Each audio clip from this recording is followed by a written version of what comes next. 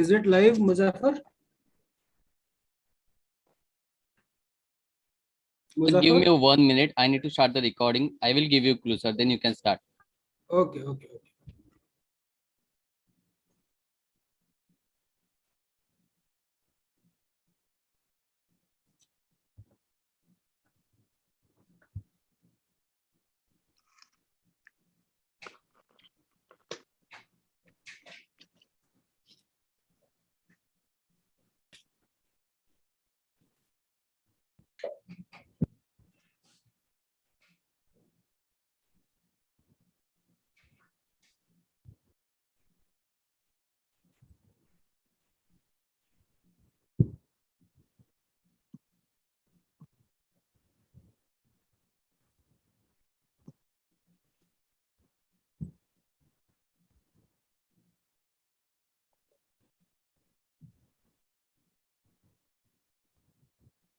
Okay, Muzaffar, we are about to start. Good evening, doctors and panelists. On behalf of Alkem Laboratories, India's fifth largest pharmaceutical company, I, Arun Jain, welcome our eminent doctors who have joined us today for panel discussion titled Galaxy of Experience with Rosuvastatin. At Alkem, it has always been our endeavor to partner with healthcare professionals and will continue to do so even in these challenging times. To help us navigate through the meeting, we have with us today Dr. Amit Pandarkar, who will be our moderator for this panel discussion. We take this opportunity to welcome the moderator of the day, Dr. Amit Pandarkar. A small brief about Dr. Amit Pandarkar is Dr. Amit Pandarkar has completed his DM cardiology from AIIMS, Delhi. He is currently working as Associate Director at BLK Hospital Cardiology Department. About his personal professional experience, he has expertise in complex PCI such as left main, bifurcation, CTO, etc. Very keen of use of advanced interventional systems in complex PCI. Also the use of devices such as IVUS, rotablator, distal protection, and thrombectomy systems. Implanting pacemaker including biventricular, dual chamber, and AICD on a regular basis. Dr. Amit Pandarkar has attended various international meetings and workshops abroad and in India also. I welcome Dr. Amit Pandarkar. I also have Dr. Sanjeeva Gupta with us. He is a DM cardiology from SMS Medical College, Jaipur. Highly skilled and over 18 years of experience in the field of interventional cardiology and specialized in radial artery intervention.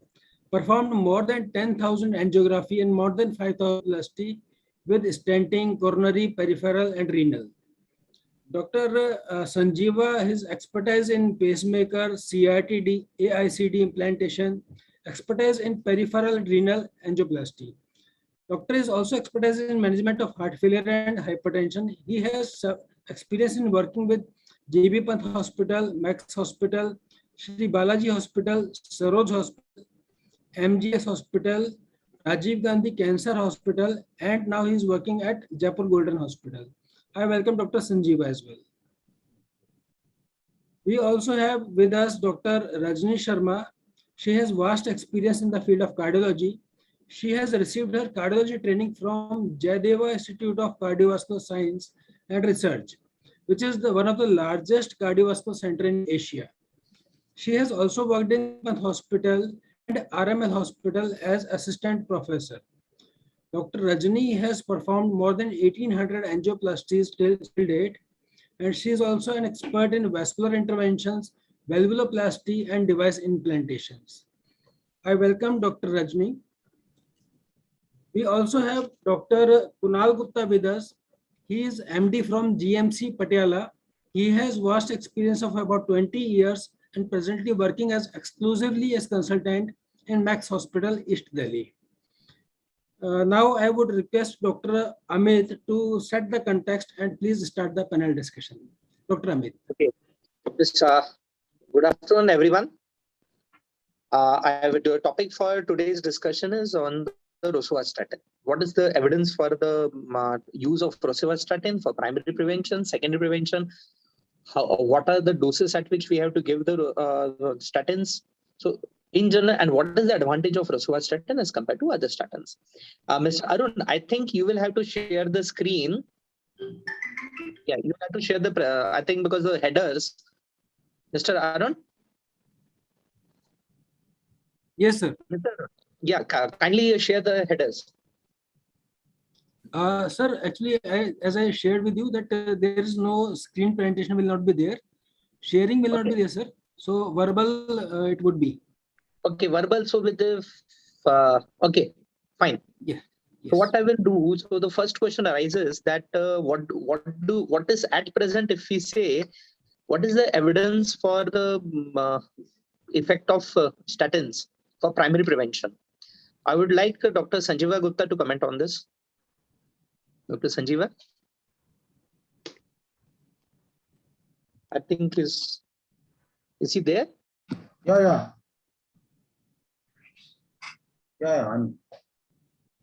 Yeah, Dr. Sanjeeva.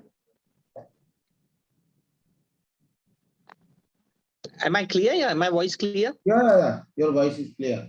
And you're audible. Dr. Sanjeeva. So I think this is one thing which is primary prevention, statins for primary prevention, and all of us, and we have been talking about it since ages. That's what I was commenting to Mr. Arun, that the topic for today's webinar has been so extensively discussed. So, but still, if that's true, I would like your comment about this thing for statins for primary prevention. Yes. How do you see that? How beneficial they are, and are we using them according to the guidelines? What are the shortcomings, and what are the limitations for the use of statins for primary prevention? Yeah, but basically, as we all know that we are using statins almost for last 3-4 decades, and seeing all the recent trials that basically you can say the LDL is basically the primary factors for the coronary heart disease, as we all know that. And it is basically the primary risk factors for the coronary artery disease. And even if we will reduce the 1 millimole of LDL, that will reduce the vascular events reduced by almost 22%, the vascular mortality by 14%, as well as all-cause mortality is also reduced by 10%. Yeah. So, and the second thing, I think 1 or 2 studies, in fact, with that the patients having the normal LDL level, but with increased CRP levels, is having the reduced, if you will prescribe the statins, the rosuvastatins or pravastatins or any statins, that will reduce the cardiac events. So in my opinion, even if the patients having the normal LDL level with a high hsCRP level, we can give these statins in each and every patient. Yeah. I would like to take opinion of Dr. Rajni Sharma in this respect. Yes, sir. As Rajni? we were told, like we are having now using these statins from past almost 3-4 decades, and so many primary prevention and secondary prevention landmark trials, we have data in hand that have shown that using statins in diabetic patients with other comorbidities, wherever AS-CVD risk is more than moderate and high, and we give moderate to high intensity statins in such patients, we have seen significant reduction in cardiovascular mortality and as well as in all-cause mortality. So with that go, I would say we have to risk stratify. First of all, to all, population study has been done in such scenario, and we have found that risk stratification is needed to the population with various comorbidities, and their risk data after calculation, their LDL has to be managed according to the guidelines to get the actual benefits which has been shown by the landmark trials. Yeah, I agree, ma'am. And That's true that we have to use a new risk stratification, but what do you think that in our present, in our busy practice, how practical it is to risk stratify in our OPDs and outpatient depends, especially if I would like to. Very much detail. It's a very crude way also we can do, like just being patient is diabetic. So we know it already went into a moderate risk, and if along with diabetes he had other comorbidities also, certainly he goes for high risk.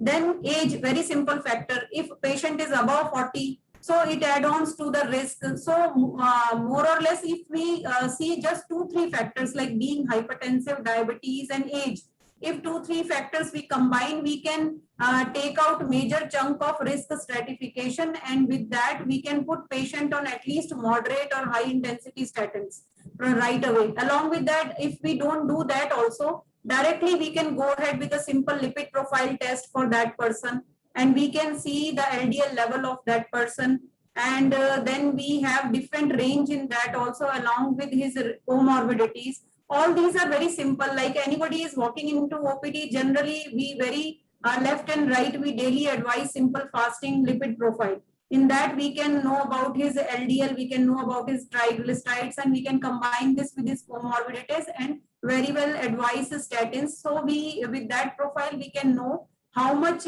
aggressive we have to treat him in regard with his symptoms along with comorbidities. Ma'am, thanks for the your opinion about it, and I would like to take the opinion of Dr. Kunal Gupta, that how practical it is to risk stratify the patients, and how does he go about it, that how to risk stratify, and what are if there are risk stratification for calculators available for us. For example, if we have to within the percentage, we can get an idea about the percentage of the risk involved. How practical is that risk calculation? And most important thing is how frequently are we using statins for primary prevention? Thank you, would like to take a pick. Yeah, Dr. Kunal. Thank you, Dr. Amit. I think if we go by the guidelines, both the European and American guidelines, they clearly ask us to stratify as per low risk, moderate, high, and very high risk, and then determine the LDL levels that each of these risk groups require. And obviously, as all of you already mentioned, the risk calculators may be a little tricky when you're having a busy OPD and lots of patients are there. Yeah, that's true. I mean, you can open it or you can use somebody's assistance, but that may not be always be possible, and sometimes the load is high.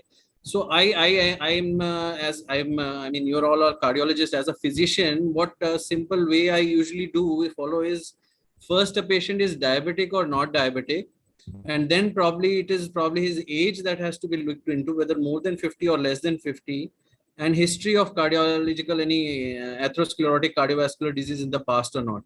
And that probably would be a little easier rather than opening a calculator to decide whether the patient is low risk, moderate, high, or very high risk.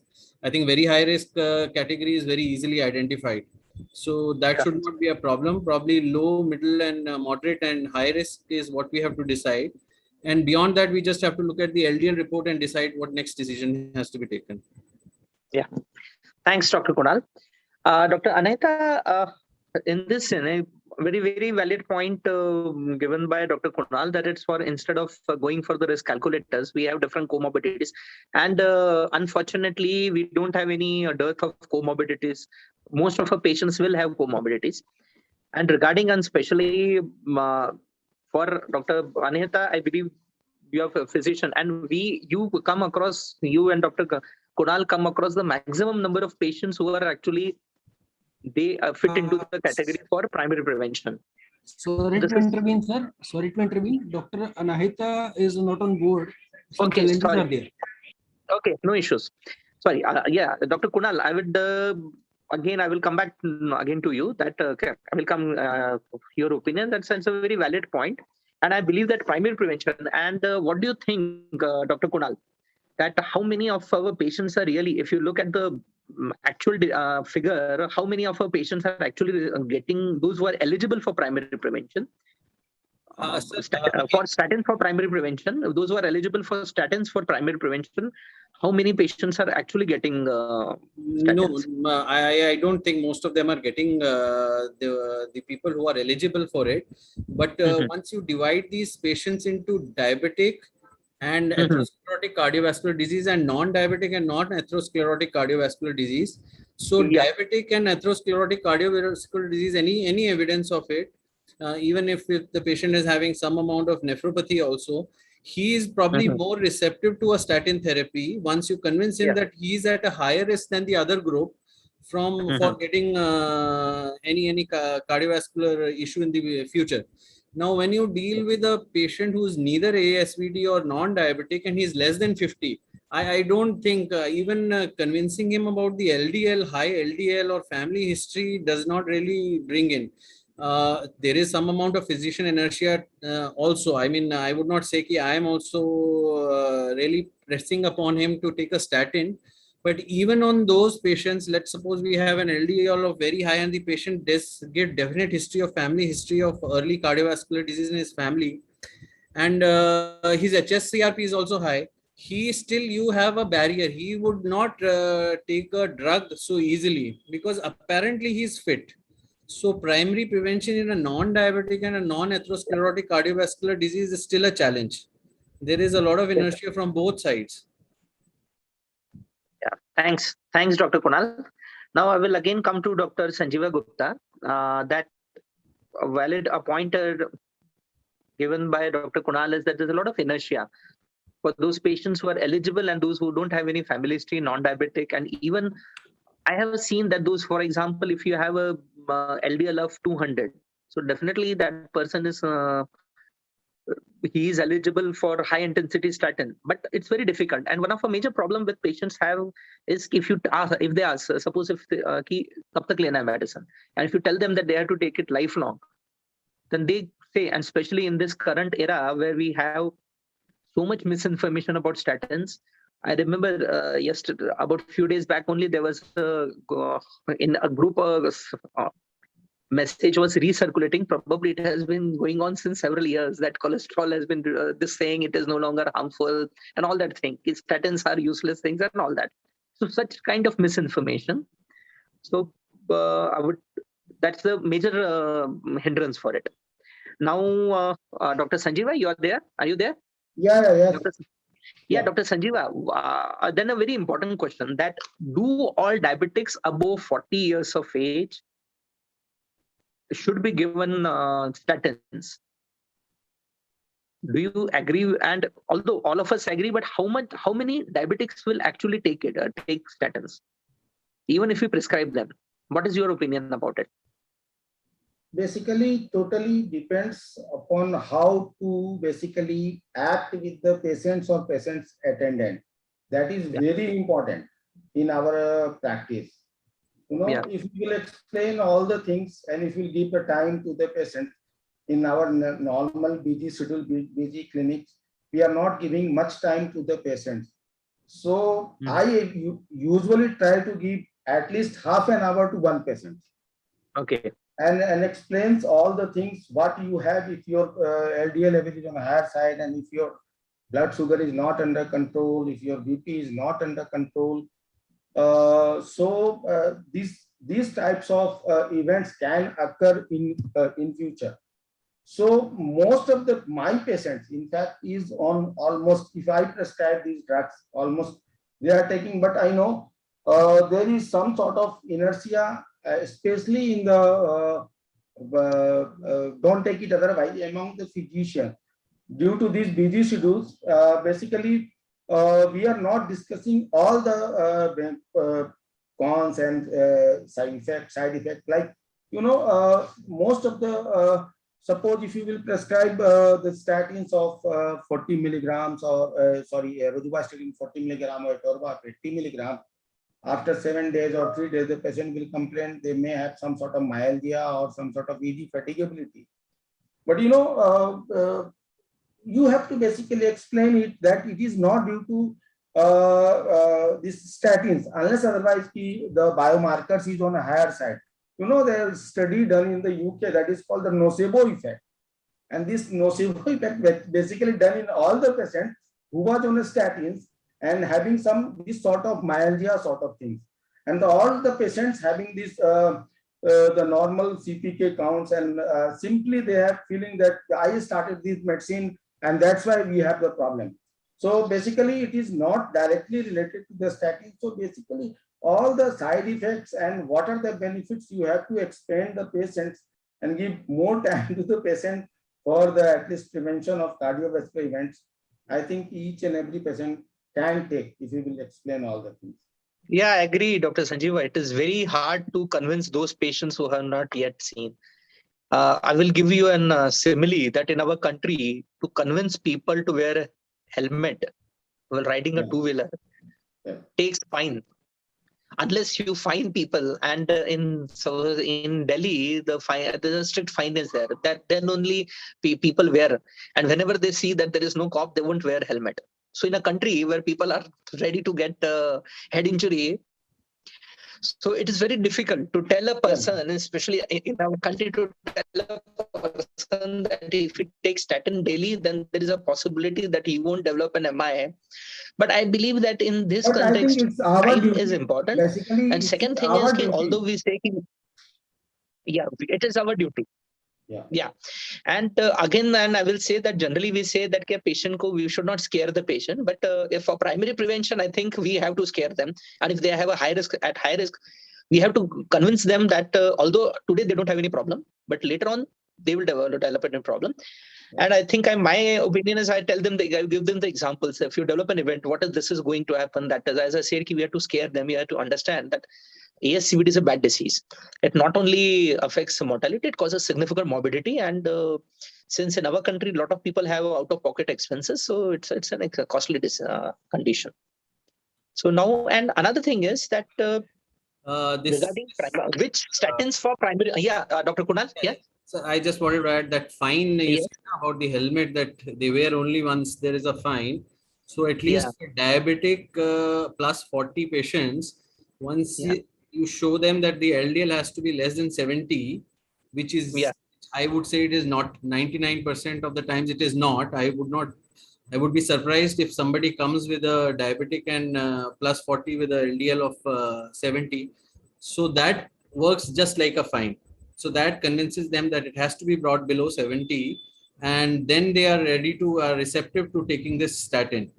And after sometimes, then it is not so difficult. When they get a LDL of 60, then probably it is just convincing them that now this is a heart medicine and please keep taking it.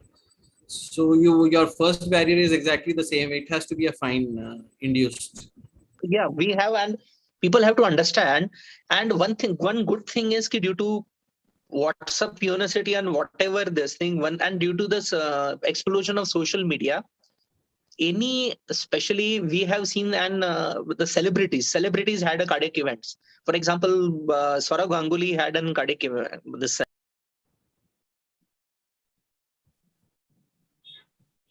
Within few years, that there is a fear about cardiac disease in the general population. That is, they have become more receptive. And I think Dr. Rajni will also agree that we are seeing a different change in the receptibility of patients towards treatment, especially in diabetics. There's always a concern, and especially young diabetics, most of the young diabetics, they will have a fear of ASCVD. They will always have that fear that they are diabetic and they are going to develop a heart disease after. On the contrary, most of them come with atypical pains also. Doctor, I would like to take the opinion of Dr. Rajni on this. Yes, I definitely agree. What we used to do practice 10 years back, and we used to convince patients, and they were not accepting the things till they see near dear or they have got an event.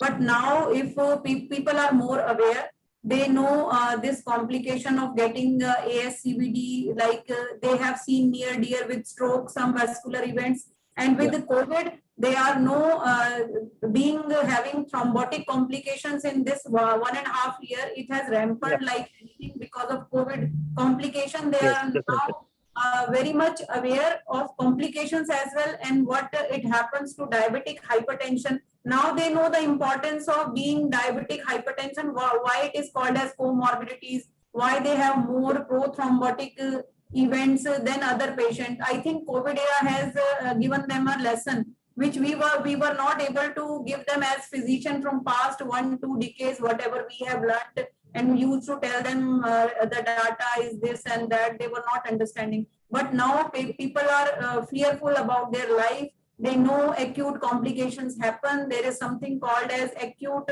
thrombotic events, whether it is MI, whether it is stroke, whether it is acute limb ischemia, they exist, and they have to take treatment to allay all these complications. So definitely things have improved much better, and they agree with after seeing the objective results when we show them, whether it is biochemical, whether it is stress echocardiography, they agree. Now the things are not that bad as it used to be in the past. Okay, thanks, Dr. Rajni. Now, a very important thing that we are talking about rosuvastatin and atorvastatin.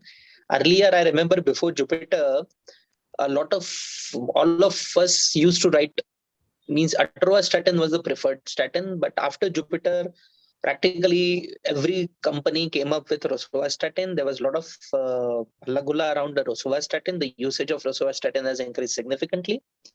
So I would like to take the opinion of Dr. Sanjeeva Gupta that how much convinced you are that rosuvastatin is better than atorvastatin, and what is your practice? How many patients out of all the statin patients, which is the predominant statin which you are prescribing to your patients, Dr. Sanjeeva? Yeah. Actually, most of the in acute coronary setup, most of the patient is on rosuvastatin, almost 60 to 70%, you can say. There is still, although there is some small studies that there is patients having the eGFR is you can say patient in either stage 3 or stage 4 CKD. In that condition, I usually prefer atorvastatin. Okay. Otherwise, most of the patient I'm using rosuvastatin. 2, 3. One is my personal experience. Almost even I can say the last day, actually, one patient visited me. That patient was from Himachal, and I did angioplasty in the month of March, and I just advised him rosuvastatin 40 milligram, and yesterday he came with the LDL level of around 47. The last just only 3-4 months. Okay, so experience-wise, I think LDL reduction is better. Second thing, because of having some hydrophilic properties of this rosuvastatin, so extra hepatic tissue penetration is less, so less incidence of myalgia and other side effects. Even some drug-to-drug interaction is less with rosuvastatin. So I am having more comfortable with rosuvastatin rather than other statins. Okay, thanks, and very valid point that for CKD patients, which generally it is said that you should go for atorvastatin instead of rosuvastatin. And there was a study which had shown that rosuvastatin actually increases proteinuria. And I had one patient I had seen, the patient was statin, the patient had an ACS, she was a young diabetic, she was given rosuvastatin. Before that, she did not have proteinuria. She had a significant proteinuria after starting rosuvastatin. And although we can say that it is due to diabetic kidney disease, but once the rosuvastatin, I thought let's change over from rosuvastatin to atorvastatin, and I stopped rosuvastatin. And the interesting thing is that her proteinuria got better. So definitely that is an issue. But another thing is that rosuvastatin efficacy-wise, absolutely right what you are saying, that efficacy is too good. But one very important, which always question comes to my mind, that in all the guidelines also say that high intensity statin is rosuvastatin 20 or 40 milligram. So do you prescribe 40 milligram to all patients, or you prescribe 40 milligram in the beginning and then step down to 20 milligram, or you prescribe 20 milligram? Yeah, most of the patient I will start with the 40 milligram in acute coronary event setup. Most of the patient, either it is atorva, if it is atorva, it is 80 milligram, and almost I will check. In fact, after 6 months, not 3 months, almost recheck the lipid volume almost after 6 months. If it is my target LDL is achieved, then reduce to just half 10, 20 or 10 milligram of whatever the statins, and then continue with the same dose of the statins, and again recheck after 3 months. After reducing the dose, my practice that I recheck after 3 months. It may not, it is increasing or it is just fixed on that LDL level. Okay. So this is my practice. Okay, thanks. Thank you, Dr. Sanjeeva. Then I will come to Dr. Kunal. Dr. Kunal, which is your preferred statin? Rosuvastatin or atorvastatin? Yeah, sir, same as Dr. Sanjeev said, I'm mostly using rosuvastatin. There is no doubt about the better efficacy and lesser side effects about rosuvastatin as compared to atorvastatin. Two places where I'm still using atorvastatin, as you already mentioned, is CKD, and probably if I see an acute coronary in the emergency. So before sending him to the cardiologist, I give him an atorvastatin dose. Okay. Now, there's only this point about this rosuvastatin. Obviously, you're all cardiologists, so you're seeing acute coronary patients. Yeah. But I am seeing in the clinic in the OPD chamber. So I usually start with the high doses, my 20 milligram only. Only after the LDL is not meeting the target.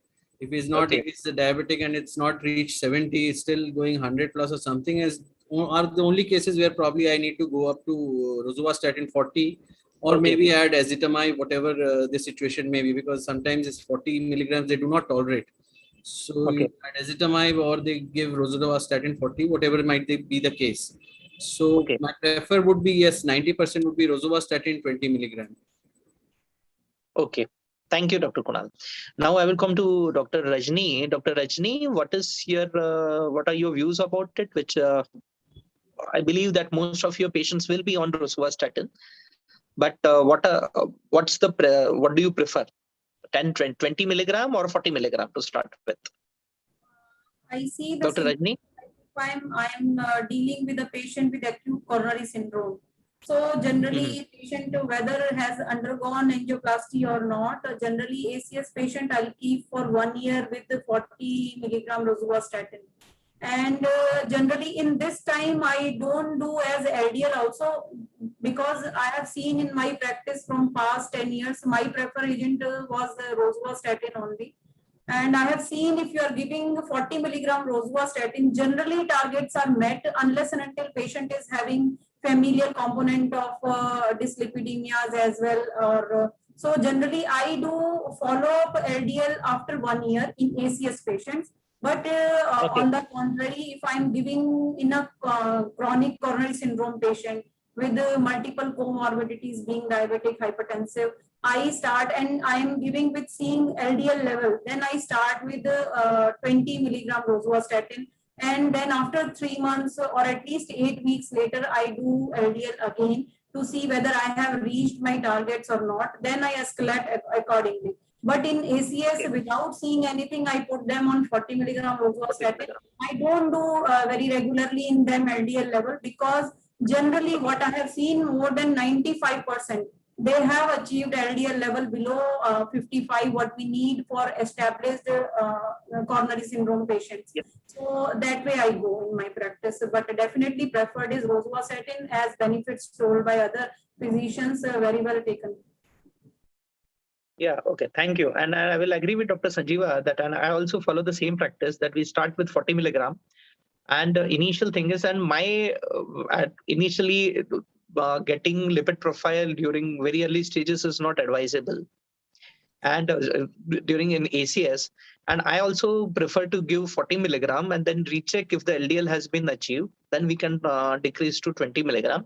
My personal experience has been there has been some issues about it. Some of the women, especially elderly women, they do not tolerate 40 milligram rosuvastatin. I would like to take opinion of Dr. Sanjeeva on this. That how in his experience, how many of elderly females, especially thin-built elderly females, how many of them tolerate 40 milligram rosuvastatin? Dr. Sanjeeva? Is Dr. Sanjeeva there? Yeah. Sorry. Basically, I think most of the patients tolerate. Hardly, I think 5 or 10 patients, I think in my practice is not tolerating. So basically in that condition, we will just simply reduce the dose Yes. and then gradually try to increase the dose. Suppose we will start with the 40 milligram directly, and if he is not tolerating the dose, then we will start with the lowest dose of 10 milligram or 5 milligram, and gradually the increasing the dose. Because we all know that with 10 or 20 milligram, we cannot achieve the target. So if any patient came to you or to any of us with the LDL level of 150 plus or 200, so these cannot be achieved by 10 or 20 milligram of statin, any Atorva or Rosuva. So in that condition, so we can just reduce the dose and gradually if it will increase the dose. In that condition, patient can tolerate. This is one way to achieve the target. And another, if we cannot tolerate, then we have already we have 2-3 options like PCSK inhibitor 9 and all that we have the option. If patient can afford, then we can go for that. And Because I have most of the company, one thing also, the most company are coming with the combination with the ezetimibe. And you know, our guideline says that if the patient is not achieving the target with the maximum dose of statins, and if you are using the rosuvastatin, the maximum dose is 40 milligram. But the most of the companies are coming with the 10 or 20 milligram of statin. I don't know what was the reason or what is the that is true. Sir, this feedback I have given to so many companies to how to fit this combination when already the guidelines say maximum tolerated statins, and how do you fit in combination of exactly what like Dr. Sanjeeva said. So if your target is not achieved by 40 milligram, then how can your target is achieved by 20 with ezetimibe? I exactly, I asked them same, what do you expect now me to come down back to 10 milligram and add an ezetimibe? I don't understand. This is what I have been asking them regularly. They quote some vague guidelines, but I've never seen those guidelines which say come back to 10 and then give ezetimibe. Yeah, people in India, there's a lot of affinity for combination drugs. Yeah, FDC is very I remember I think but interestingly for hypertension we have shown the world that FDCs we were using FDC since a long time, and now the Europeans also they also recommended to use it. Europeans and Americans are also recommending FDC. So it's very, but this combination is not good. This combination of 10 milligram atorvastatin, it doesn't make any sense. Although some people, I know few of my physicians, senior physicians, they are of the opinion that if you give 10 milligram atorvastatin plus 10 milligram of ezetimibe, there's very high probability that you will be achieving the target LDL doses. But the issue is that we are, along with the target doses, we are also looking at the pleiotropic benefits of statins. Statins have pleiotropic benefits. We have to keep that thing in mind also, that they have definitely anti-inflammatory properties. All these benefits are there with statins, plaque stabilization, which ezetimibe is not going to do.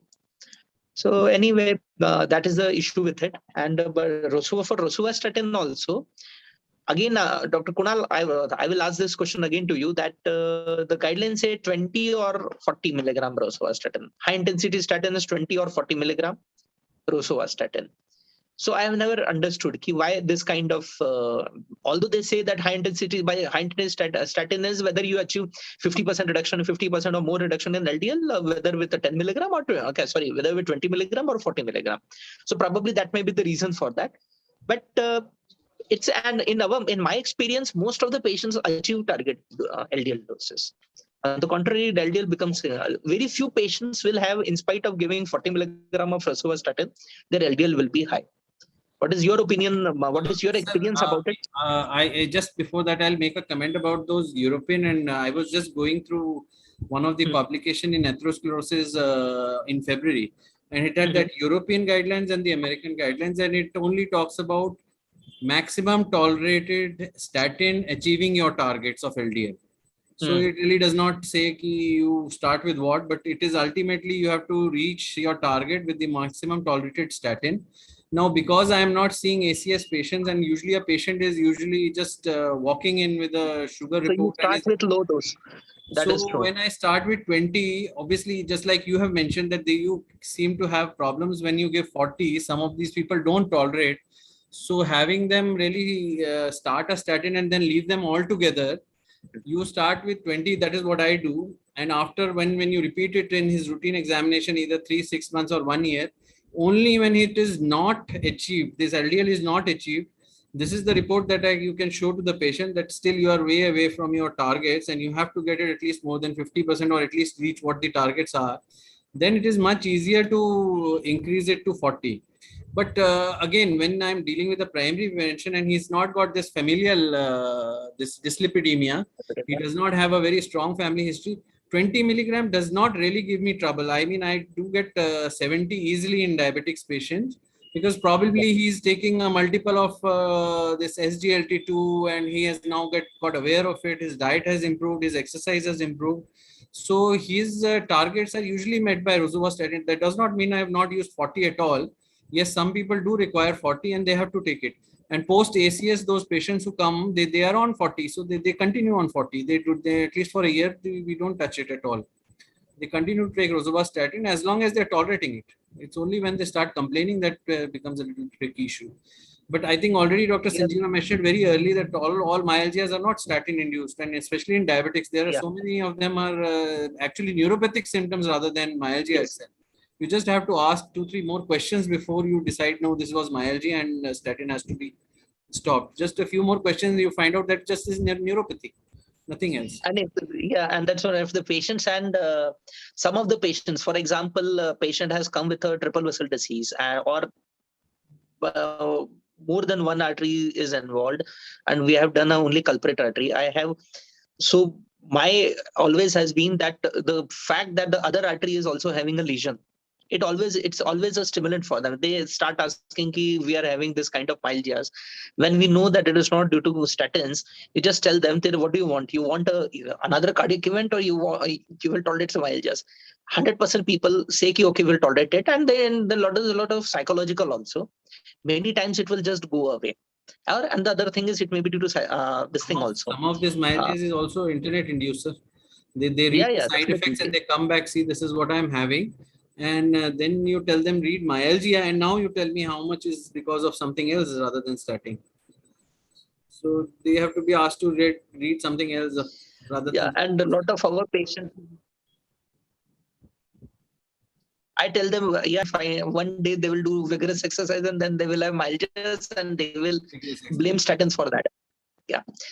And I think we have summarized everything that all of us are aware. Myself, Dr. Sanjeeva, Dr. Kunal, Dr.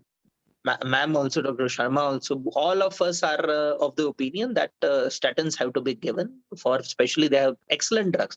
I will say probably one of the best drugs available for cardiac patients, and not only, and I think more for the cardiac patients, if you look at the atherosclerotic cardiovascular disease, the stroke prevention also, because and all of us, we talk more about coronary artery disease, but they are preventing strokes also, and strokes have got significant morbidity. So statins are the best drugs. And out of that, all of us have of the opinion that rosuvastatin should be the statin of choice. Although I will slightly differ that some of my means, I'm not of that opinion that all the patients should be on rosuvastatin.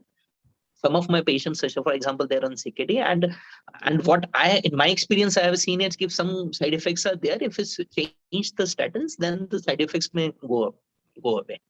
And even if it does not go with, it may be probably a placebo effect also.